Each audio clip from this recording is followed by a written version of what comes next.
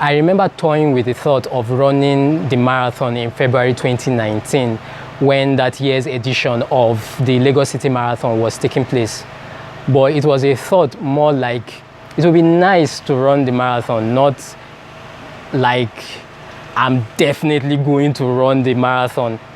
It wasn't until May, June that year, 2019, that I made up my mind that I was going to run the 2020 Lagos City Marathon.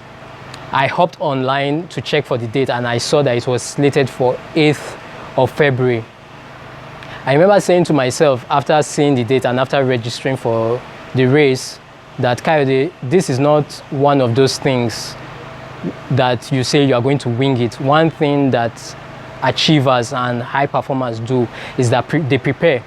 This is not one of those things that you say, I'm going to wing it. When the time comes, I will just instinctively know what to do. I will improvise. I will figure it out. I said, no. This is one thing that you are going to have to put in the work way ahead of time, well in advance, and prepare and train. So I rolled back from February, 6 months from February, and it's August. So I say to myself, come August 1st, I'm going to start training, I'm going to start preparing for the 2020 Lagos City Marathon. Now take note that before this time, I had not run in like forever. I had not run around the house, I had not run on the road, I had not run anywhere. As August 1st draws closer, I'm just feeling so uneasy about the whole idea. I'm saying to myself, do I even still have the stamina to run? How is it going to be? How am I going to run on the uneven roads around my house? How am I going to run on the road with all the vehicles? Won't I look weird? Won't people stare? Finally, August 1st comes and I'm just not feeling myself at all. I'm already telling myself I'm going to move my day of training to Monday the following week, because it so happened that August 1st was a Thursday. In my mind, I'm trying to justify starting something new and doing something for the very first time on the very first day of a new week.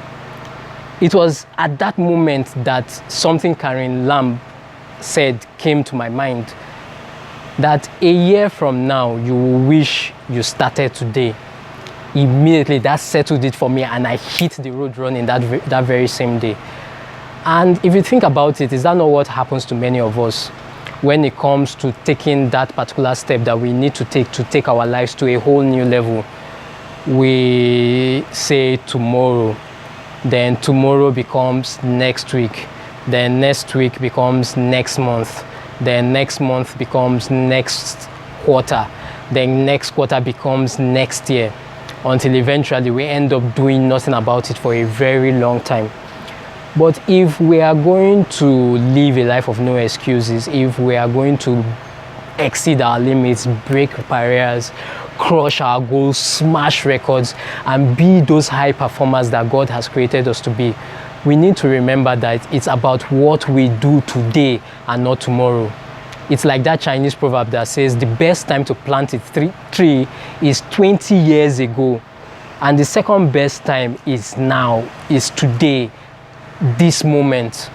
I like the way Mike Murdoch puts it. He says, yesterday is in the tomb, tomorrow is in the womb. The only place you will ever be is today.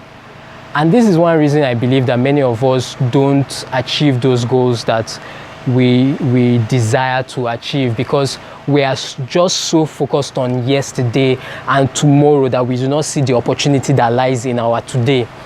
We are so focused on the bronze that lies in our yesterday, in our past, or we are so focused on the silver that awaits us in our tomorrow, that we don't see the gold that lies untapped in our today.